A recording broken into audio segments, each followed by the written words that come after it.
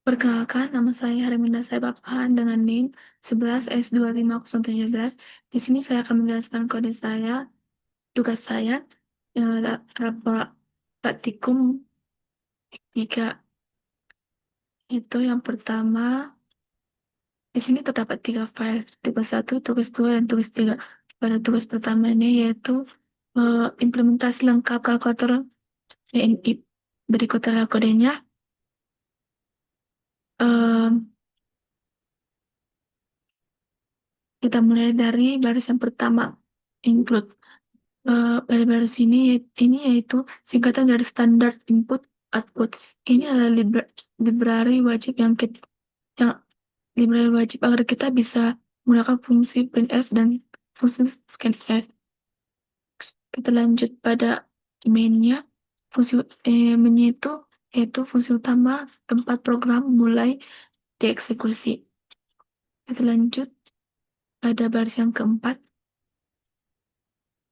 Ini yaitu deklarasi variabel angka desimal. Kita pakai float karena berat dan tinggi biasanya punya angka di belakang koma. Kita lanjut pada baris yang selanjutnya, pada baris yang kelima. Pada baris yang kelima ini yaitu deklarasi variabel karakter untuk menyimpan pilihan y dan n, y atau n. Kita lanjut, di sini terdapat do di atas ini dan while di bawah. Ini adalah instruksi untuk menjalankan kode dalam kurung kurawal setidaknya 1 kali, lalu mengecek kondisi di akhir untuk mengulang atau tidak. Kita lanjut pada baris selanjutnya, pada printf. Printf itu menampilkan teks ke layar. Scanf yaitu menunggu input pengguna. %f di sini tuh berarti data yang masuk dalam float, dan simbol dan berat di sini itu berarti data tersebut disimpan ke alamat memori variabel berat. Kita lanjut pada bagian konversi tinggi cm ke meter. Di sini terdapat tinggi per 100. Ini mengubah satuan cm ke meter karena rumus BMI menggunakan meter. Lanjut pada rumus selanjutnya, yaitu berat per tinggi meter dikali tinggi meter. Kita lanjut pada baris selanjutnya, masuk dari persen titik 2F ini, yaitu menampilkan skor BMI dengan pembatasan 2 angka di belakang koma. Kita lanjut pada if else. If atau if atau else if di sini yaitu mengecek nilai BMI terhadap rentang standar kesehatan. Jika suatu kondisi terpenuhi, maka normal akan dicatat dan program melewati pengecekan di bawahnya.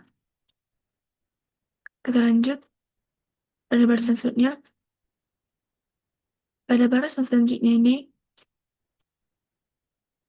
pada scanf, ini berfungsi untuk membersihkan sisa tombol enter dari input sebelumnya agar tidak dianggap sebagai input karakter. Pada baris selanjutnya, jika pengguna mengetik Y kecil atau Y besar, program akan melompat kembali ke baris do di atas. Kita lanjut pada pada tugas kedua. Tugas kedua ini yaitu validasi input dengan while. Berikut adalah kode saya. Hmm, saya akan menjelaskan mulai dari baris ke-6. Baris ke maaf, saya akan menjelaskan mulai dari baris ke-8. Baris ke-8 ini yaitu membuat perulangan tak terbatas karena angka 1 dan dalam C dianggap sebagai true. Program hanya akan berhenti jika ada perintah break. Lanjut pada baris Yang selanjutnya, pada baris 9 dan ke-10, eh, ini yaitu mengambil input angka bulat dari pengguna dan menyimpannya di variabel angka. Kita lanjut pada baris selanjutnya, pada baris 12 dan 13. eh, ini yaitu jika pengguna memasukkan angka negatif, perintah perintah break dijalankan untuk menghentikan paksa perulangan while. Kita lanjut pada baris selanjutnya. Jika input adalah 0, perintah continue akan dilewati. Program langsung lompat ke awal while atau meminta input lagi, tanpa menjalankan baris kode di bawahnya. Kita lanjut pada baris yang ke-20. eh, Total plus sama dengan angka, ini sama dengan total sama dengan total tambah angka. Baris ini hanya dieksekusi jika angka bukan negatif dan bukan nol. Kita lanjut pada printf dan return. Pada printf ini melampirkan hasil akhir penjumlahan setelah perulangan selesai, dan return ini menandakan program berakhir dengan normal. Kita lanjut pada tugas yang ketiga, yaitu pola bintang. Pola bintang. Pada baris yang pertama, ini pada baris pertama ini mengambil library standar agar kita bisa menggunakan fungsi printf dan scanf. Pada baris ketiga, pada baris ketiga ini memulai fungsi utama. Pada baris yang keempat, integer n, ini menyiapkan variabel n atau integer untuk menyimpan segitiga yang diinput pengguna. Pada baris yang keenam, ini melampirkan teks instruksi ke layar. Dan pada baris yang ketujuh, ini mengambil angka yang diketik pengguna dan menyimpannya ke variabel n. Lanjut pada baris yang ke-10. Pada baris ke-10 ini adalah loop luar.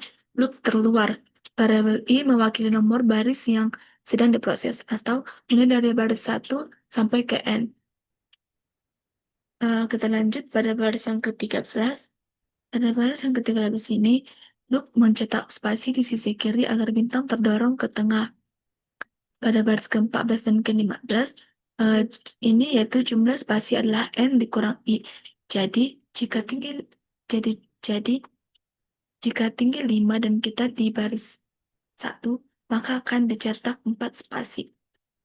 Pada baris yang ke-19, loop, loop untuk mencetak bintang di setiap baris.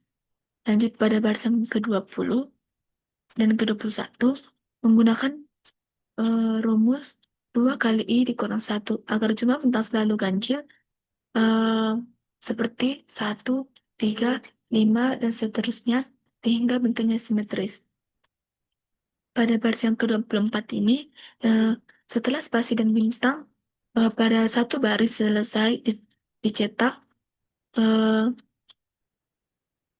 dicetak untuk enter untuk pindah ke baris di bawahnya. Pada baris yang nomor 25, ini adalah penutup kurung awal untuk loop utama atau kembali ke baris ke-10 untuk baris berikutnya. Hmm, pada pada baris yang nomor 27 dan 28 ini itu mengakhiri program dengan sukses. Eh, di sini saya akan mencoba menjalankan kode saya.